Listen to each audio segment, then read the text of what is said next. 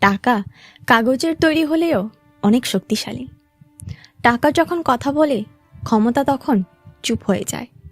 টাকা যখন কথা বলে, আইন তখন চুপ হয়ে যায়। আইন বিক্রি হয় টাকায়, আইন নিয়ন্ত্রণ হয় টাকায়, আইন তৈরি হয় টাকায়। টাকা থাকলে এমপি হওয়া যায়, টাকা থাকলে মন্ত্রী হওয়া যায়, টাকা থাকলে আইন তৈরি করা যায়।